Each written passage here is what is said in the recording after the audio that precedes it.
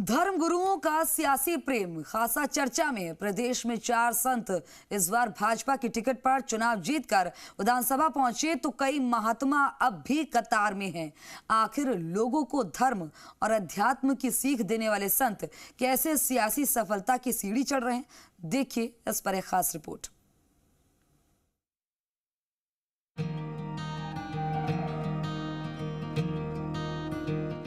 बाल मुकुंदाचार का विधायक बनने से पहले हाथोस धाम में ही सारा दिन गुजरता था। भक्तों की भीड़ से बाबा घिरे रहते। लोग घर गृहस्थी में शांति, व्यापार में लाभ और बेटा बेटी के कैरियर को लेकर महाराज का आशीर्वाद लेने आते। युवा संत किसी को भी निराश नहीं करते थे। आज भी ये सिलसिला बदस्तूर जारी है, पर बाल मुकुंदाचार्य अब दोहरी भूमिका में है। वो इस धाम के प्रमुख हैं तो साथ में विधानसभा में हवा महल के विधायक।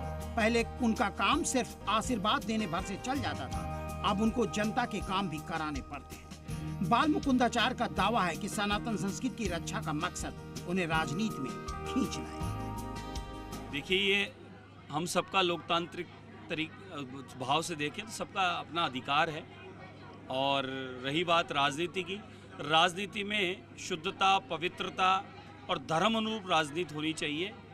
और राजनीति में धर्म रहेगा तो ये माने कि शुद्धता के साथ राजनीति राजधर्म के साथ चलेगा और हम लोग जनमानस की और अच्छी सेवा कर पाएंगे और हमारी संस्कृति और परंपराएं और सनातन भी बच पाएगा।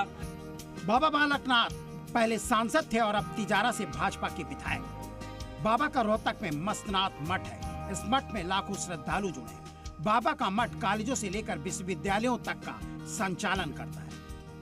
2023 में जब भाजपा को बहुमत मिला तो उनका नाम मुख्यमंत्री के दावेदारों तक में चल गया, पर सियासी संतों की बड़ी बीच कड़ी प्रतिस्पर्धा के चलते बाबा मंत्री तक नहीं बन पाए। पर सिरोही के चुनाव जीते ओटाराम देवासी इस मामले में भाग्यशाली रहे। देवासी राजमंत्री बनने में सफल रहे। बाली के मुंडारा मंदिर के मुख्य महंत ओटाराम देवासी समुदाय के धर्म गुरु हैं। राजस्थान पुलिस में सिपाही भी रह चुके।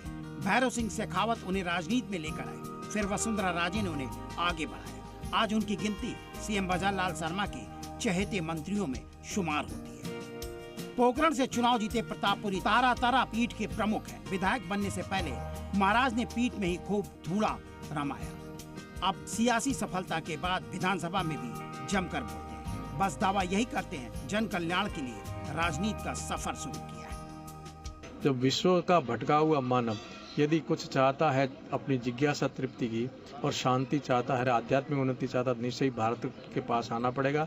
भारत के शास्त्रों का अध्ययन करना पड़ेगा और भारत के आध्यात्मिक गुरुओं की शरण में आना पड़ेगा। इसलिए हमारा सौभाग्य है कि हम भारत भूमि में पैदा हुए, मनुष्य बनकर के भी श्रेष्ठ जीवन पाया और सनातन धर्म में, हिंदू धर्म में पैदा हुए।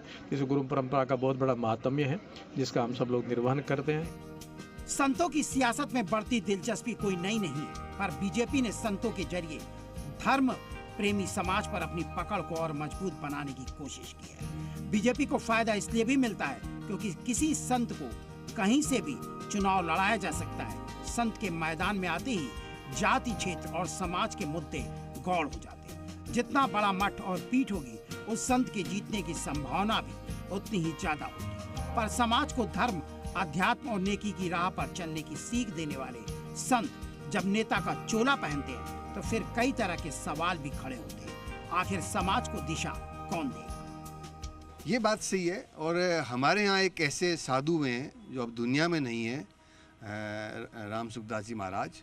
वो कैमरे, तस्वीर, छवि इन से परे रहते थे।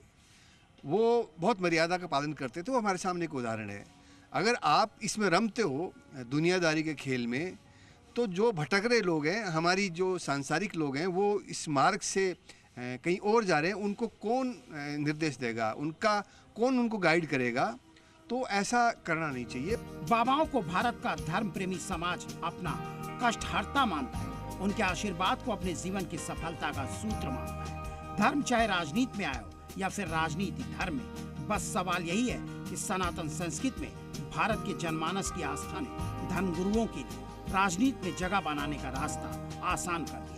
मार्केटिंग और ब्रांडिंग के दौर में सोशल मीडिया पर बढ़ती बाबाओं की लोकप्रियता का सियासी संसार दिन दूना और रात चौगुना गति से फल फूल रहा है। आने वाले दिनों में पार्टी के कार्यकर्ताओं की जगह कुछ और संत चुनाव लड़कर संसद और विधानसभा की सीढ़ियां चढ़ते दिखें तो हैरानी नहीं होनी चाहिए। आखिर दौर सियासत का है, संन्यास का है, नहीं भला संत समाज इससे कैसे अछूता रह सकता है। एक वो भी जमाना था जब राजा तमाम सुख सुविधाओं का मोह छोड़ जंगल चले जाते थे, धुना रमाते थे और लोक कल्याण के लिए तपस्या करते थे। एक ये जमाना है जब सन्यासी नेता बनने की दौड़ लगाते हैं और कोशिश करने के बाद कामयाब भी हो जाते हैं। शायद वक्त के साथ में राजनीति की दिशा भी बदल गई है और देने की इच्छा रखने वाले अब लेने की इच्छा पालने लगे हैं।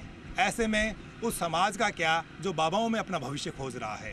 कैमरा पर्सन विजय के साथ बाबूलाल धायल, जी मीडिया, जयपुर।